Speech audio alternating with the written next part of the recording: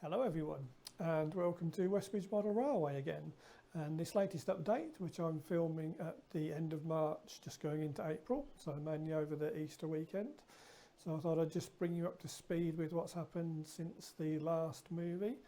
So you'll be able to see how the freight lines in the Fiddle Yard have progressed.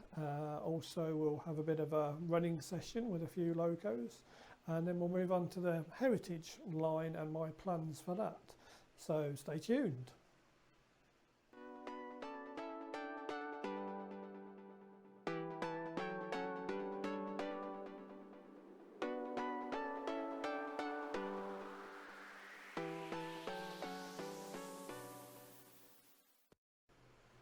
So yes, track work wise, since the last movie, if you were watching that, I've completed the 3-loop Fiddle Yard for the freight line, which I'll show you in close-up detail in a moment. There's been a couple more locos acquired, including a sound-fitted Class 47, so we'll have a quick look at that as well during the running session. And then I'll take you and have a close look at my plans for the heritage line.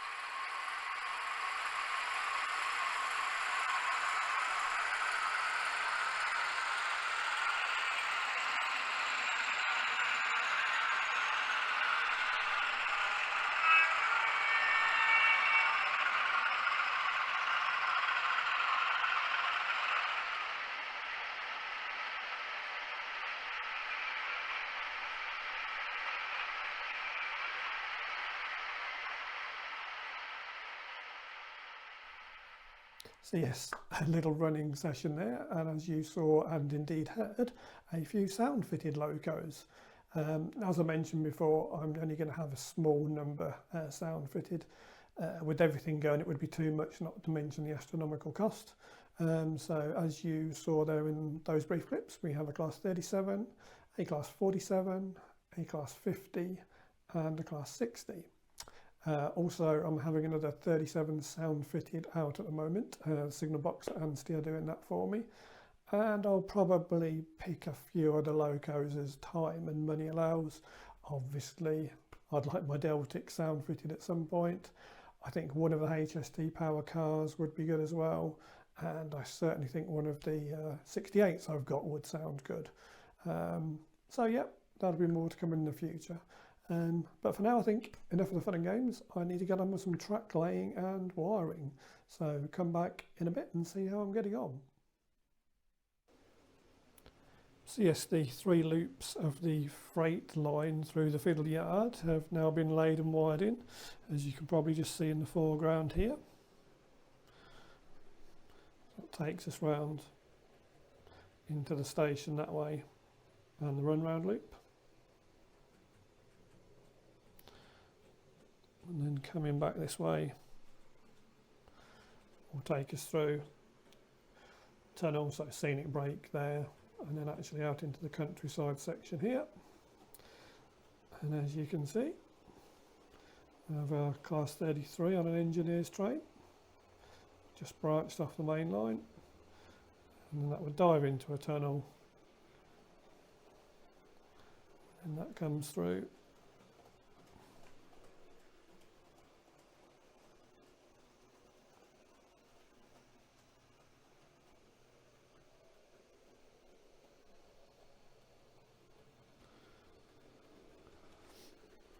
Under the bridge, and then that takes you back into the station, and then that's going into the run round or freight loop there if you like, and then it will rejoin the main line at the top end of the station.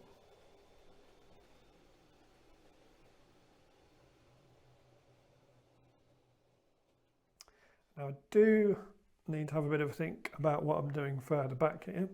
I've already installed a turnout ready.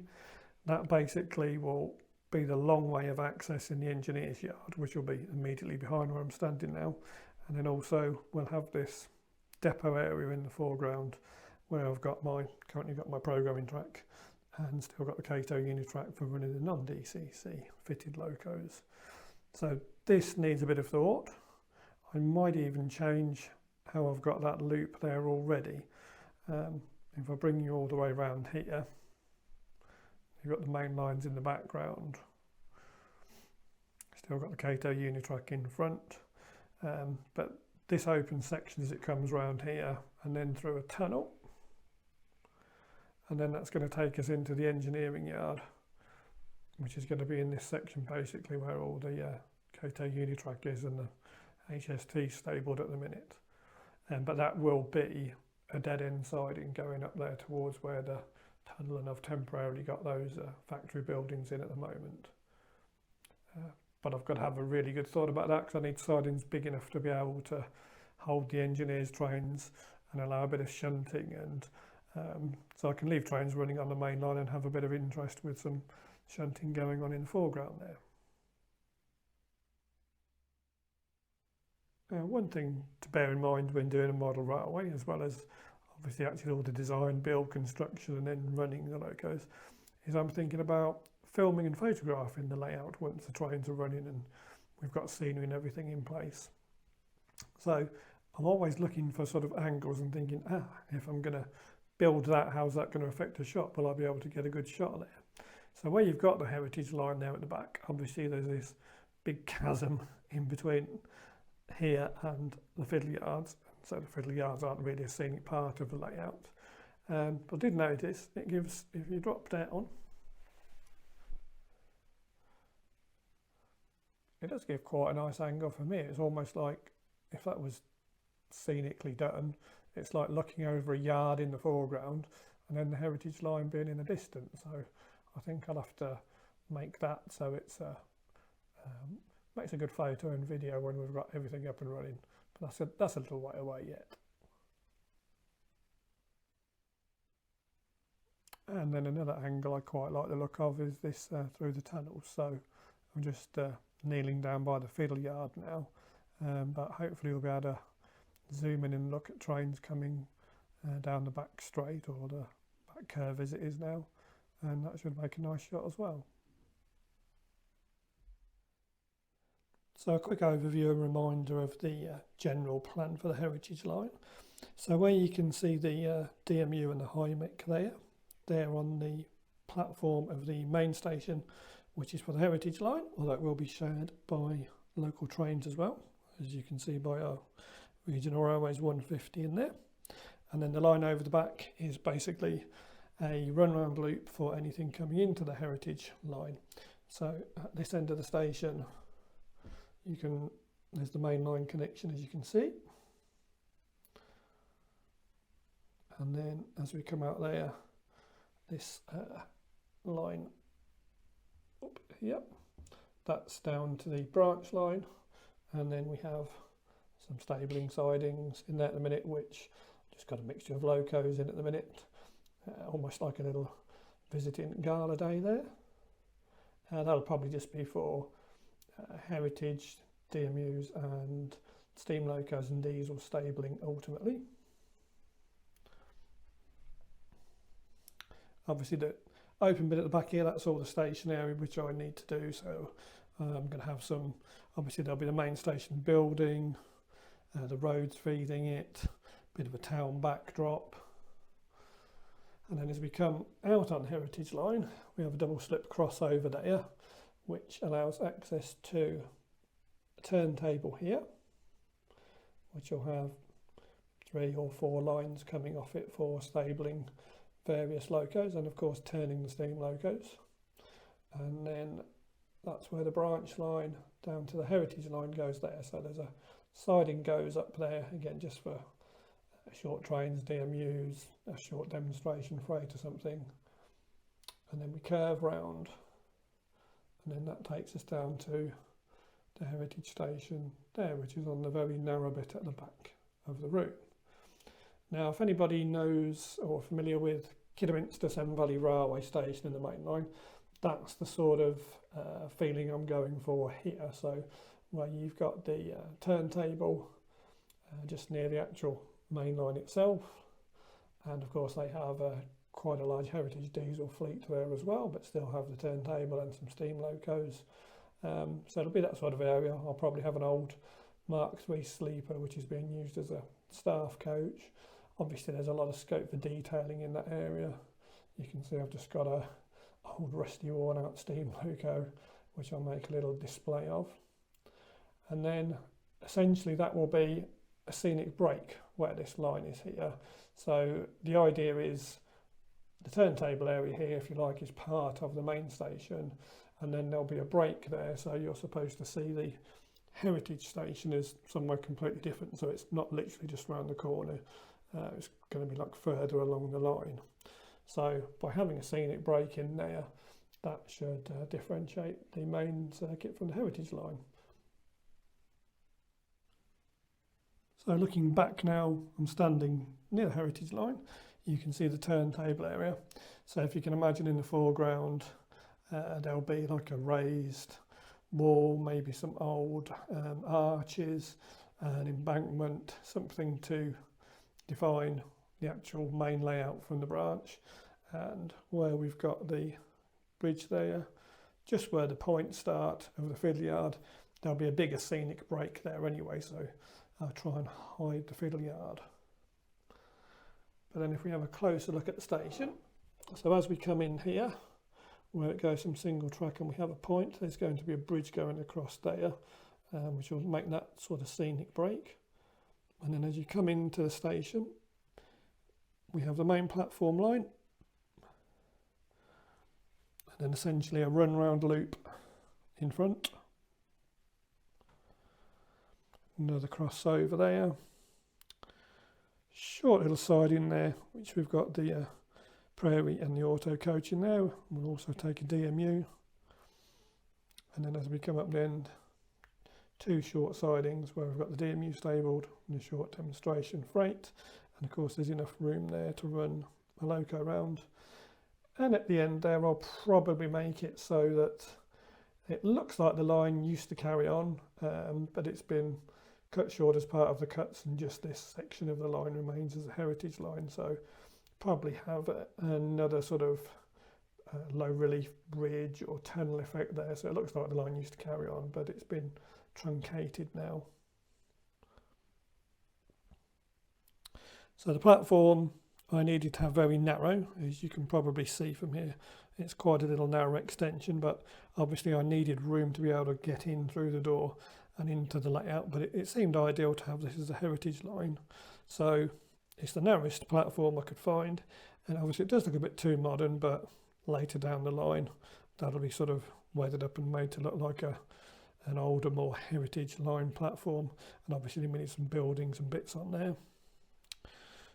And as you can see, we have a 7-coach train in there with a loco at each end. So although it is a heritage line branch, you can run quite full-length trains like you'd probably see at the Great Central or the Severn Valley Railway, but also I can have visiting trains in off the main line, so charter trains probably even should just be able to fit a HST in there as well. And then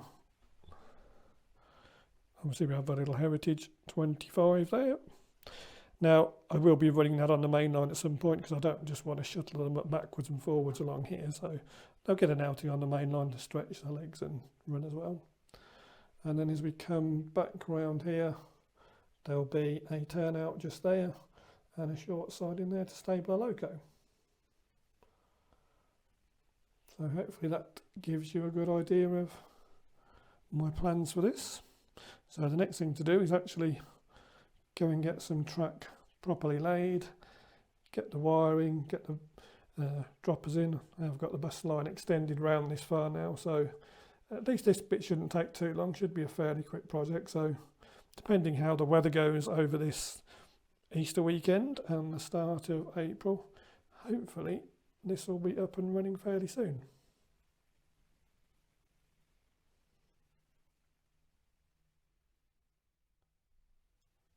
So basically an afternoon's work, and here we go.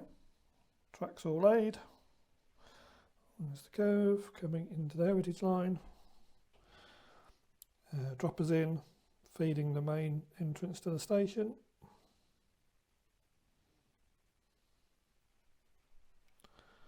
And a set of droppers in the centre for the run-round loop ready to be connected.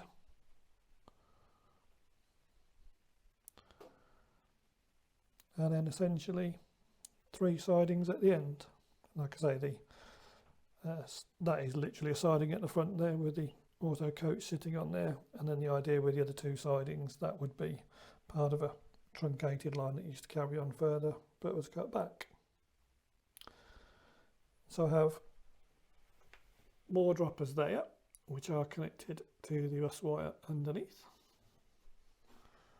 and then as that runs along, 2 there ready to be connected in the centre, and then the other 2 up underneath there. So this is a second bus wire, second 10-metre bus wire. Everything that's been running on the main circuit has been running on the original 10-metre bus wire, but that was never going to be enough to be able to get down the branch. So I've got another 10-metre bus wire which starts or ends depending where you look at it here. Obviously that'll be all clipped up underneath here neatly once I make sure everything's fine, and then that runs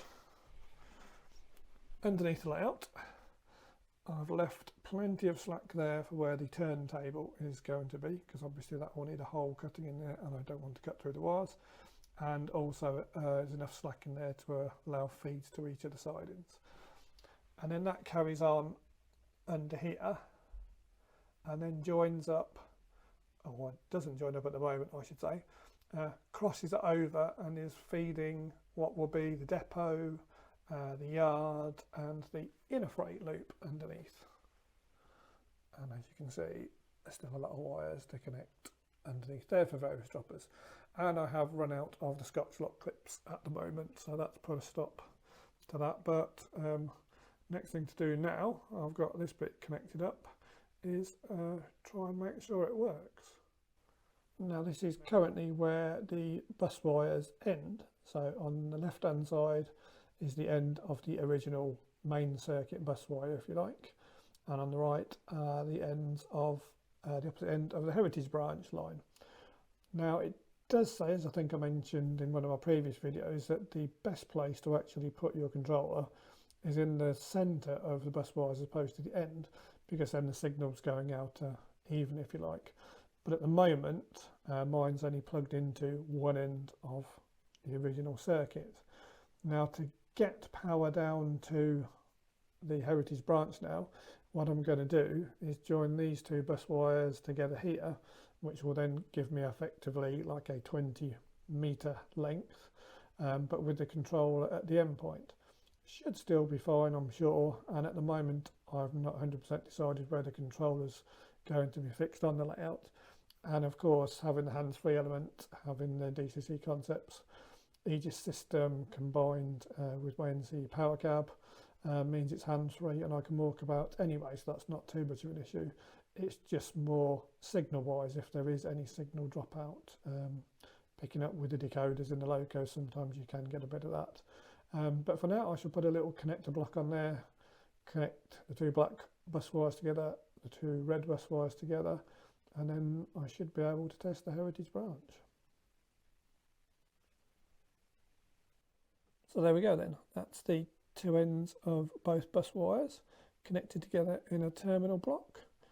So in theory, that should give us power right down to the heritage branch now. So let's go and try that out. So I'm all connected up now with my hands-free system, with the DCC Concepts Aegis system and the NC power cab, transmitter battery pack here. So we're all ready to see if this actually works now. Let's have a look.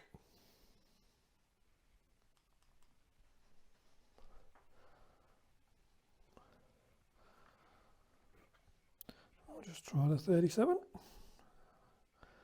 Select and a little bit of juice.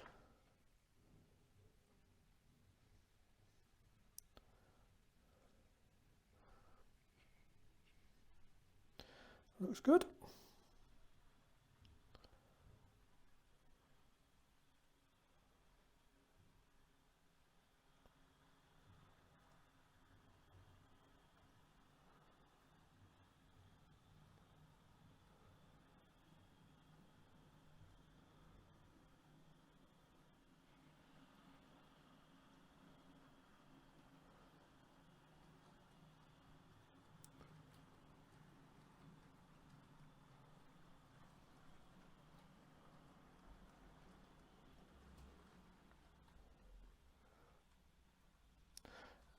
Better stop before we hit the DMU.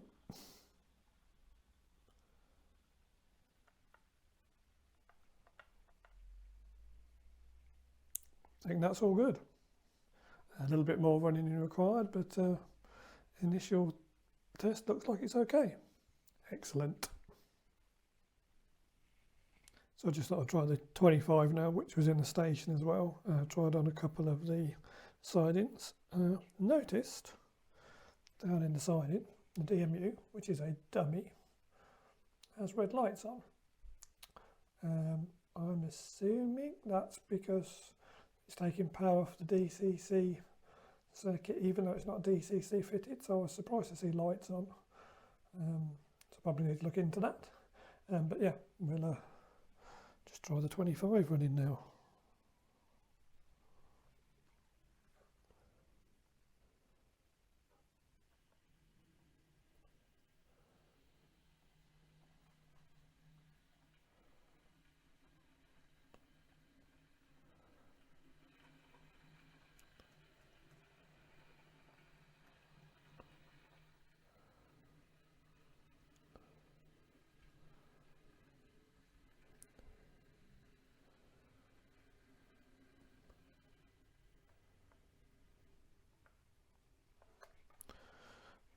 Switch direction, try the loop line.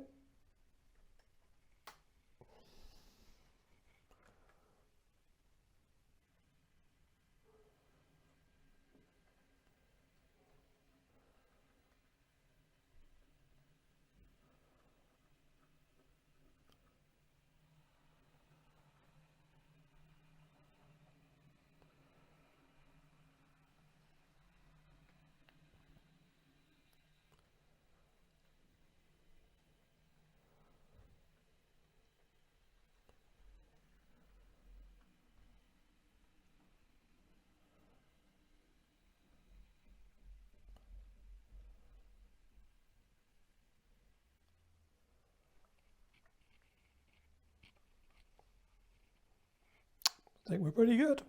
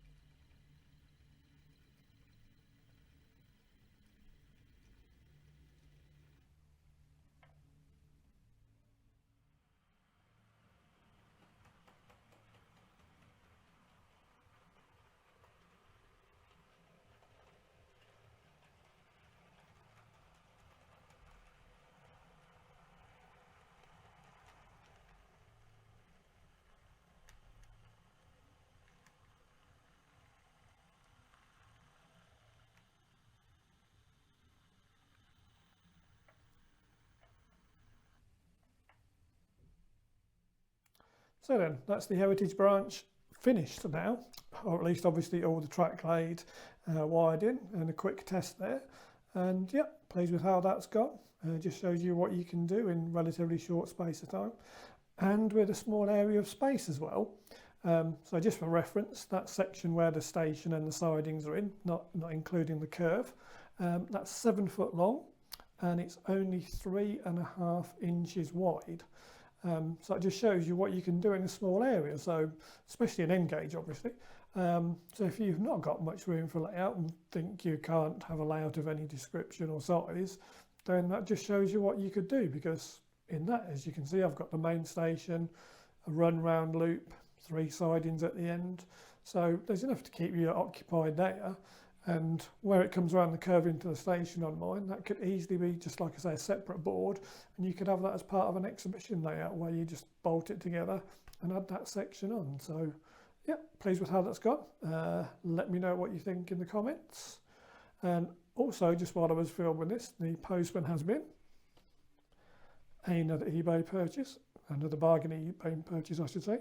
A little GWR pannier tank and a couple of GWR coaches. And the pannier is already DCC fitted, so that's going to be perfect for that branch line. So next thing for me to do will be to go and test that out and get it programmed up. But for now, in this episode, I'll say thank you very much for watching. And if you liked, please give me a thumbs up, drop a comment. Don't forget to subscribe, and I'll see you next time. Bye for now.